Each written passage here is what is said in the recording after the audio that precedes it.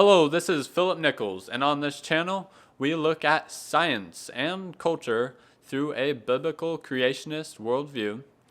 And in today's video, we will be discussing the evidence for Adam and Eve, to put it simply, with Standing for Truth, who has discussed and debated this topic way too many times, I'm sure he would say. And the style of this interview I expect to be more of a casual discussion type. But nevertheless, I am here to ask the very first question. Is there evidence out there that could give us more confidence that all men came from two men, or one man, one woman, about 6 to 10,000 years ago? Great question, Philip. And I want to thank you first for inviting me onto your channel for, I think, this very important interview on this very important topic. Before I answer that question, I want to let all my viewers and listeners know to go over to your channel, like, subscribe. Philip, you are putting out some great material. You're defending the faith. So God bless you for that. I appreciate it. No problem, brother. No problem. So thanks again for having me on your channel for this interview. Great question, and definitely one of my favorite topics. Like you said, I have had way too many debates and discussions on this question of ancestry. We at Standing for Truth have also made a ton of videos demonstrating a scientific Adam and Eve and independent origins. There are many of us. It's a team effort over on Standing for Truth, Philip. So I've also got a book out on the topic where I provide irrefutable evidence for the first couple, while also debunking all the best arguments against an Adam and Eve from the critics. The evidence for Adam and Eve, though, is so overwhelming. To be honest with you, it's even difficult to pick just one line of evidence. The best evidence, though, probably would be the fact that we have actually discovered the first couple in genetics. So what I mean by that is we have discovered both mitochondrial Eve and Y chromosome Adam. And there's no disputing the fact that there is one single Y chromosome ancestor. Literally every single Y chromosome on this planet, Philip, is nearly identical. Okay, hold on. Very little variation. Hold on. I don't want you to interrupt your thought, but I have a beginner geneticist question. What is the difference? Like you said, Y chromosome Adam and mitochondrial Eve. What's the difference between those two? This would be a good question to answer as we further along in this question. So in genetics, Philip, we know that the man passes down the Y chromosome. So you got your Y chromosome from your father, okay? And then the women, they pass down their mitochondrial DNA. So you and I both got our mitochondrial DNA from our mothers. These are what are called the uniparentally inherited DNA compartments. And that's why we can make some seriously good predictions using those DNA compartments. And when it comes to the Y chromosome, as I was saying earlier, we've got very little variation in the Y chromosome. The evidence suggests that we have one Y chromosomal ancestor who lived in the not so distant past. Now, here's the thing. Remember this, and I want the audience to pay close attention to this one, that if the Bible's account of human origins is true, right? What does the Bible tell us? Well, the Bible is the history book of the universe, Philip. And it also gives us the account of our origins as humans. It says that God created two people, Adam and Eve. Okay, so if the account of human origins in Genesis is actually true, we should be able to look at the mitochondrial DNA, right, that is passed down from our mothers, and the Y chromosome, which is passed down from our fathers. We should be able to trace them back to two common ancestors, two individuals, as the Bible tells us would have been the case. Now, here's what I find fascinating, is the fact that this data that we have did not have to be true if evolution were true. But this did have to be true if the Bible was true. Because like I said, the Bible predicted this. The Bible tells us that God created two humans, Adam and Eve, with not even a hint of relationship with any other form of life, Yeah. especially the apes Yeah, and and the chimpanzee. I don't mean to prick at evolutionists too much, but well, actually, I do, I guess. But no, but yeah, they don't play around when they talk about predictions. They're like, they always bully Christians like, you guys don't have any predictions, no predictions, no predictions here, no predictions there, and we have them all. But we actually do That's have the right. predictions, and basically every field you look at, they're just discovering things that we knew so long ago, like the Grand Canyon. Now they're just starting to think that it was formed rapidly, for the most part, and That's right. creationists have been so far ahead in all of these things, and they're still trying to say they've got these predictions. They are the ones, the evolutionary community, Philip, like you said, brilliant point. They're the ones that set this standard. The gold standard of science is to make testable and falsifiable predictions. And yet it is now the creationists that are the ones making testable and falsifiable predictions. The evolutionists are backed up into a corner. They're on the defense. We're on the offense. It's an amazing time to be a young earth creationist. And here's the thing. When it comes to the data that we have confirming the Bible's account of human origins, okay, when it comes to the evolutionists, they did not predict any of this data. They actually had to retrofit the data. They had to invent population bottlenecks, for example, when in fact the Bible predicted this. This had to be true because according to our model, Philip, and I think this is going to make sense to your audience, the most recent common ancestor according to the biblical creation model of ancestry would actually be Noah. And what's fascinating is we now know that there are only about 4,500 years worth of mutations in the Y chromosome that's passed down on the male side.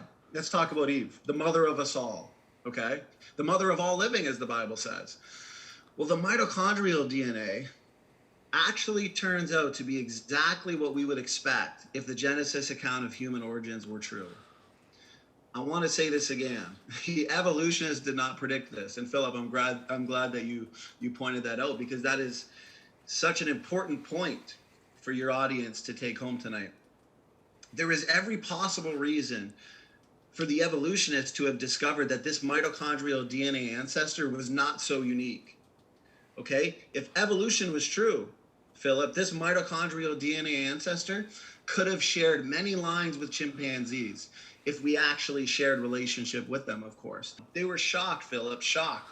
When they sequenced the Y chromosome of the chimpanzee, they discovered that it was less than 70% dissimilar. And when you actually consider overall size differences in architecture, it's less than 35% similar. So oftentimes the evolutionists, Philip, they'll point to what's called the nested hierarchy, the fact that we share more with the chimpanzee and the great apes in terms of anatomy, morphology, genetics, for example. And we would than we agree. do. And that's exactly what we'd expect. It doesn't take a genius to figure out that, hey, No. we are going to share more with the chimpanzee than we would with a fish or a bacteria. Yep, Okay, so the point is homology, nested hierarchical patterns. That is expected on both sides. That's why I like to oftentimes point to the differentiating lines of evidence, right? The types of evidence that can show either creation to be true or evolution to be true. Not the types of evidence, like if I were to be arguing with an evolutionist and I were to say, well, my position's correct, Philip, because the sky is blue. What in the world? That's not an argument because the sky is blue. It could be explained by both creation or evolution, right? Just like homology, similarities in DNA can be explained by both models.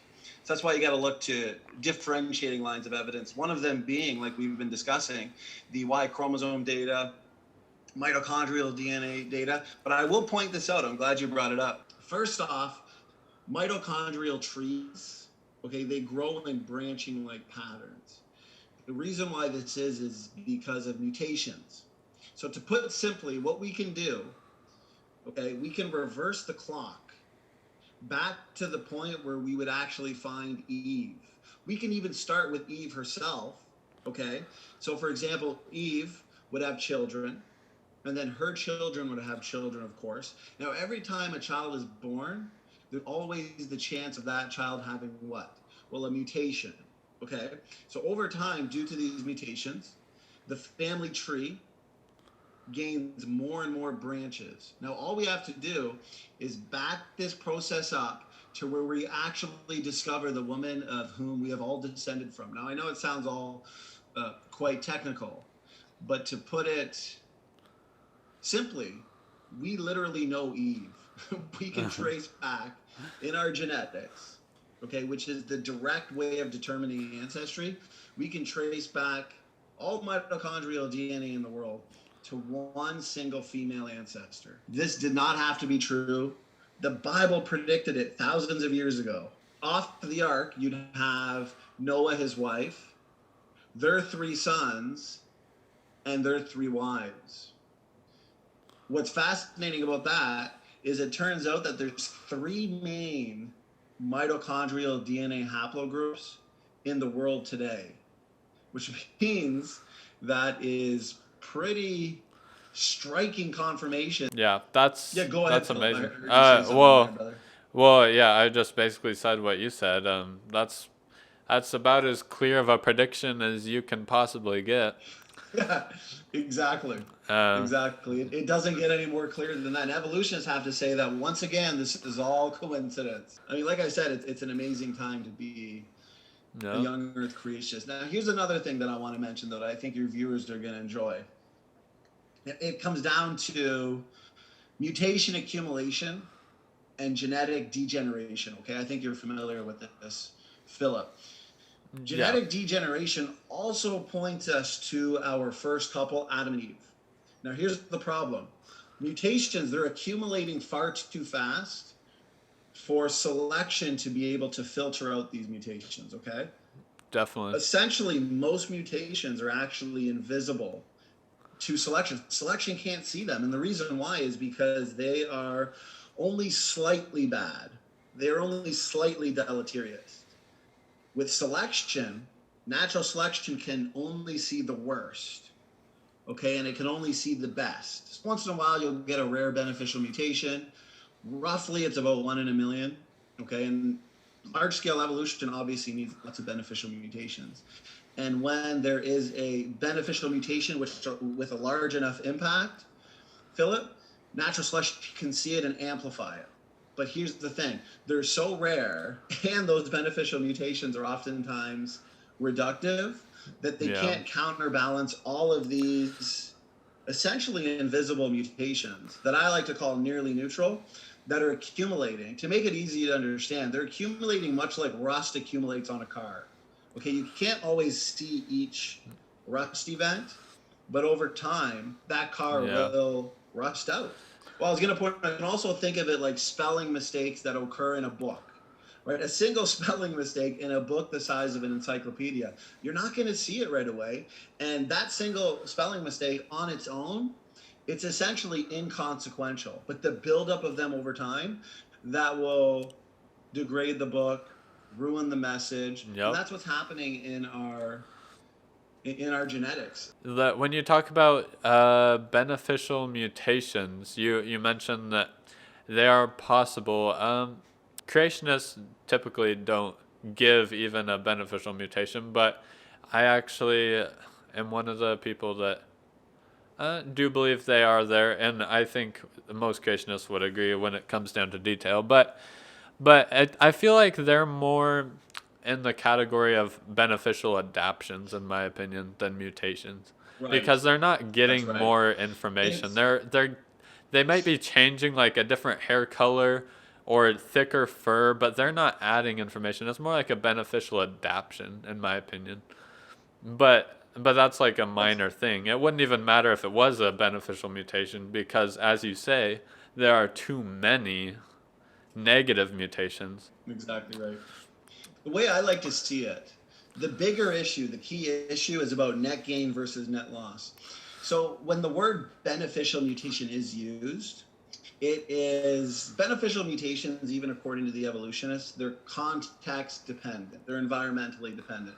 So for example, they're not really beneficial in the way, like you said, where they are making a creature better, or they are counterbalancing the damage due to these mutations that are accumulating. One example, Philip, is sickle cell anemia. Okay, so it's got an advantage, okay, in a way, but that advantage is due to a broken cell, broken protein. It's Yeah. a loss Yeah. of information. Actually, yeah, I know someone personally. She had sickle cell anemia and she lived in Nigeria where malaria is everywhere and nobody wants to get malaria. But I know for a fact that she would trade getting malaria for getting rid of her sickle cell anemia because it is miserable. So yeah, it technically does help her in a way. Like malaria sucks and it kills a lot of people, but sickle cell anemia is far, far, far worse. So yeah, it's not a good trade. Yeah, it's not a good trade. So what you're looking at with sickle cell anemia, these people that actually have this mutation that evolutionists like to say is taking things forward. Okay, the people with mutation that actually causes sickle cell anemia, they have a broken gene, which then makes a broken protein. Okay, so now people who have this broken gene and broken protein, the red blood cells, they are defective to the point where malaria cannot thrive in the person with this condition. Therefore, as a result, Philip, they're now more resistant to malaria. But this is still reductive. It's not taking things forward. And the sickness associated with this disease, sure, it results in a resistance to the malaria parasite, but it's still degrading. You know, it's not going to take your fish to fisherman. And this is the best they got, which is which I find to be rather funny. For your audience, let me use an analogy because a lot of this stuff can be technical, okay? And evolutionists are constantly, you know, invoking these types of examples in a desperate attempt to demonstrate their, you know, bacteria-like organism to biologist evolution. I like using this example because we've done this recently in our house, Philip. Let us pretend, okay, let's say you and your wife, you guys wanted to make the dining room in your homes, in your house, larger, and you decided to do that by knocking down the interior wall. Well, would you then say that you built the house by knocking down walls? Of course not. Yep. So evolutionists, they would look at this as, you know, some type of benefit. Sure, we can get some nice changes by knocking out genes or knocking out that wall. We got a bigger room by knocking out a pre-existing wall. But that's not how we built the house. It's not how we built the wall. It's all a downhill process. Exactly. Consistent with our model, which talks about the fall. Adam and Eve sinned, and mutations have entered. We can take the point of most mutation accumulation that we see today, okay? We can take this back to a point in time of least mutation accumulation, least genetic entropy. That would be a point of perfection, a point of creation, a point of Adam and Eve. So mutations take us back to the first couple. I mean, so many lines of evidence confirm a literal and scientific Adam and Eve. The next question I have, which we kind of touched on, is how does this study impact evolution? Okay, very good question. When it comes to genetic entropy and how all of this affects evolution, well, mutation accumulation, like we've talked about, clearly puts what on genomes? Well, it puts shelf lives on genomes. And remember, evolutionists claim mutations are what drives evolution. Natural selection and mutations have essentially, according to the evolutionists, taken a fish to fisherman, have taken particles to people, you know. Based on empirical science, though, this can't be true. Mutations, I like to say, Philip, they are destruction and not construction. They are not the creator, they are the destroyer. They break things down, not make things better. And as we were talking about earlier, with sickle cell anemia, even your best quote unquote beneficial mutations are reductive. They're functionally compromising to organisms. Philip, we are born with roughly 100 new mutations that our parents did not have. We are consistently more mutant every generation.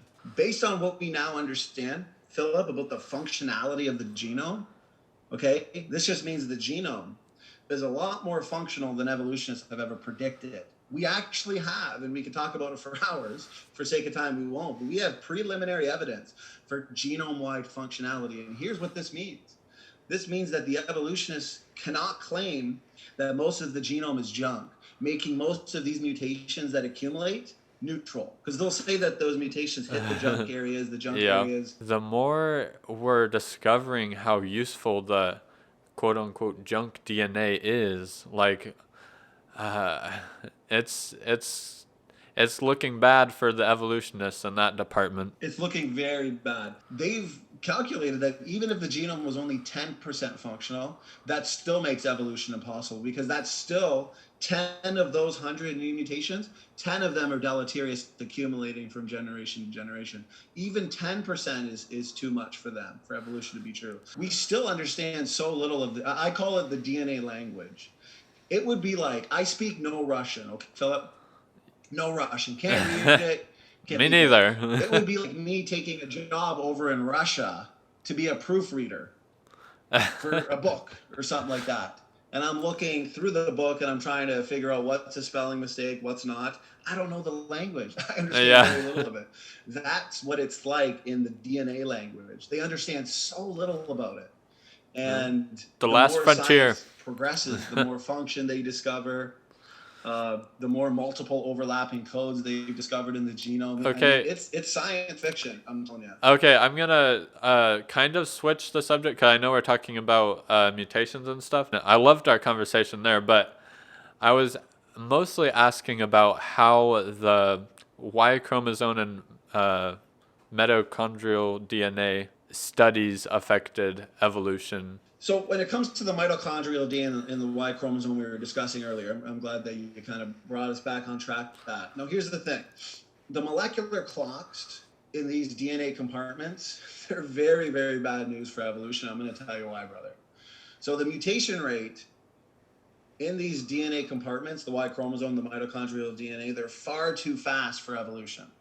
This is why evolutionary scientists, and I've debated a number of PhDs on this is why they hate what's called the empirical method. We like empirical science, Philip. Or in other words, it is called the pedigree method, and I'll explain what that is. So as creationists, we like to compare mutation rates in the present, okay, today. Yeah. We do this by using parents to offspring. And this is exactly what's called the pedigree-based method. What's fascinating, though, is the fact that when we actually compare mutation rates between, say, parents and children, the mutation rate is way faster than the phylogenetic rate. Now, the phylogenetic rate, for the audience, it's not the empirical rate, and this is what evolutionists look to, where they assume a few things. Okay, they assume time, they assume ape to man evolution, and they calibrate the dates with the fossil record. Okay, so I'm going to end it with this. Mutation rates, in a nutshell, mutation rates are fast. And there are only a few mutations in the mitochondrial DNA in the Y chromosome. What I mean is that there are only a few mutations that separate any human being. Philip, me, yourself, somebody over in Africa, there's only a few mutations that separate any of us from what's called the mitochondrial Eve DNA sequence, essentially Eve herself. But this means, what's the effect it has on evolution? Well, this means humans and apes are not related. They can't be related. This means evolution and universal common ancestry is false. It's not true. It can't be. Yep. I totally agree with you. They really have to strain and grasp and chop up their theory to try and make it work with observable science, which evolutionists, every time I bring up observable science, I can just like see them squirm. Like they hate those words. But they hate it. They hate it. Yeah, right when you bring up observable science, they don't like that. But actually, I want to go into the next question. Do you have any predictions on future studies on this topic that you want to just throw out there, or if not, it's okay? Great question, Philip. And it deserves a great answer. It deserves a detailed answer. So my short answer would be definitely. There are numerous predictions made by creationist scientists, Philip, based on the amazing genetic data and evidence that we've been discussing. I always say, and we touched on this earlier, The best way to answer this question of ancestry that we're discussing here today is by looking to genetics. It's our genes and traits that are inherited, sperm and egg, okay? Not a rock, not geography, not a fossil, right? A lot of these evolutionists, they want to hide out in the fossil record where they can hope, dream, and imagine. We, according to the Genesis account, we wouldn't say that God created Adam and Eve to reproduce by cloning. That wouldn't make any sense, okay? You know, God said, be fruitful and multiply, not be fruitful and clone yourself. Yep. So the biblical model of ancestry that we purport suggests that Adam and Eve were created with amazing genomes. They were front-loaded with pre-existing genetic diversity that is useful and will help create variation. And starting from that position, we have made numerous predictions on genome functionality. What's amazing, these are predictions that evolutionists themselves are not making. They can't make it because they need to assume most of the genome is junk, like we were talking. So I wanted to point out also that Matt, he's been an incredible blessing to the Standing for Truth ministry.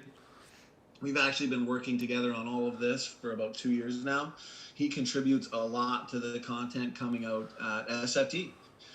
He's personally made predictions that trace de novo mutation rates back to just 2 people, and the numbers have been perfect. It's actually currently submitted for peer review, and I believe it's Creation Ministries. So to be honest with you, Philip, I could talk for hours and hours about creationist predictions.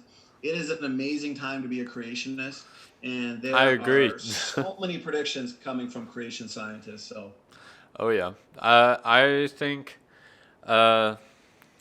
evolutionists make a sour mistake when they keep jamming in our ears that we have no predictions. The next question is one I've never heard asked before, and I'm kind of curious about your thoughts. And this tracking back down the Y chromosome and figuring out how long ago our ancestry goes.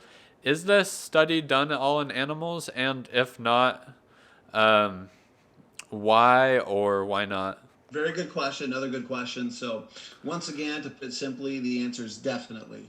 There's been actually a recent study that I've pulled out a number of times in debates that I've had, and the study, and I'll send it to you as well. It has shown that based on genetic diversity in what's called the CO1 gene of the mitochondria, it has indicated that over 90% of all animals came into existence at the same time. This is clear evidence for the global flood model, and this came out of a secular research paper. And they were shocked by it. You know, as always, they had to invoke what's called a selective sweep, a bottleneck, essentially wiping out all diversity. So here's, once again, evolutionists have never predicted any of this data. So now we're looking at animals, Philip, where the data suggests that over 90% of all animals originated at the same time. Then we've got the human-related data that take us right back to just 2 people, Adam and Eve. I mean, that is the biblical-based model right there. Evolution's never predicted any of this data. Also, we can just look at the number of species today on the planet, okay? And we can make predictions on the number of species, let's say within a family, okay? That we would expect if the flood bottleneck occurred just 4,500 years ago. I'll use one example. I'll make this quick. But we could essentially go through all kinds of animals. I've had full debates, discussions on this, but let's just look to birds. Let's take a tough one, okay? Because the evolutionists will accuse us of taking the easy way out. Let's go with one of the harder ones. Birds. There's about 10 to 12,000 bird species on the planet today. So, as biblical creationists, we would then predict roughly 2 to 3 new bird species per year since the flood. Now, what's amazing is this. We now have evidence for bird speciation events in real time today. We've seen it, indicating that there are far too bird species today if deep time evolution were true. Okay? All the numbers line up with our model. Think about this, Philip. Evolutionists say birds, modern day birds, evolved from theropod-like dinosaurs millions and millions of years ago. Let's say 300 million years ago. Well, according to the numbers and the rates of speciation we see today, I mean, we're seeing new bird species today, okay? we should be easily seeing 500,000 bird species or more, not 10 to 12,000 bird species. If evolution were true, we should be seeing way more bird species. Why are there so few bird species? Even if we accounted for extinction events, okay, we incorporated extinction rates, there's still far too few bird species if deep time evolution was true. And we could go into bats, lizards, reptiles. We can go into cats, the felid family, you name it. All the numbers of species we see today line up with the biblical flood model of 4,500 years ago. Well, I originally planned this to be like 15 minutes, but there's no way this is gonna fit in 15 minutes. But we definitely talked about a lot. this is the last question, but a very important one. How do you want to impact people with your ministry? Very good question. So, the ministry name is Standing for Truth. So we want to promote truth.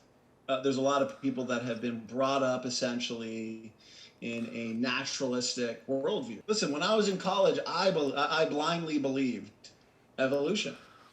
I didn't know, I never heard of any of this evidence. When I talk about this with my family, with my friends, they are amazed. They're mind boggled. They're like, I never heard about any of this. Like, this is true. This is what science is saying. It's like, yeah, science literally confirms creation, confirms Adam and Eve. So a lot of people don't know this evidence is out there, and they see a lot of your atheist bullies with their large YouTube channels or going on to some of these debate channels, So it was my goal at first to get in there, utilize a lot of this data, debate these evolutionists, because here's the thing, a lot of these evolutionists, they've never heard of this data.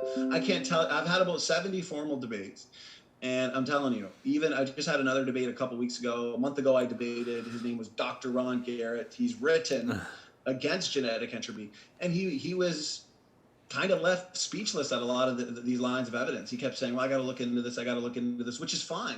Yeah, it is. Here's the thing, even your most militant critics haven't heard of this.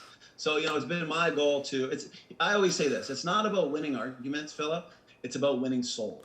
Exactly. So especially people in the chat, maybe they're watching a debate and they're on the fence or they're agnostic on the issue, okay? And then they see these lines of evidence. Hopefully it plants a seed. Exactly. For them to hear the gospel, be willing to hear and receive the gospel, and therefore accept the free gift of Jesus Christ, accept the free gift of salvation. So it ultimately comes down to the gospel and salvation. But a lot of people, they have a wall. They have blinders because they won't even listen to the gospel with an open mind. So when you remove those blinders, you remove that wall, now they are open to the gospel. And that's what happened to me. When I first heard of this evidence, when I first became open to it, that is when I reached a point where I was willing to hear the gospel, receive the free gift. Yeah, that's the end goal, I think, for basically every, biblical creationist anyway. And an unseen part of this ministry that I like to make known, and I'm sure is important to you as well, is our fellow comrades, our fellow brothers in Christ, because I'm sure all of us have experienced times of doubting that is put on us through the world and through these attacks of evolution and other things as well. But when somebody needs evidence to give them that strength and that in their faith, I just got all these evolutionist sources, and that's all I had. And when I saw Kent Hovind talk about it, it gave me that extra boost of faith. And that's another side of the coin that is very important to me, and I'm sure it is to you as well. Amen. Amen, brother. I could not have said it better myself. I appreciate Standing for Truth. Hope you enjoyed the video. And until next time, I will see you guys.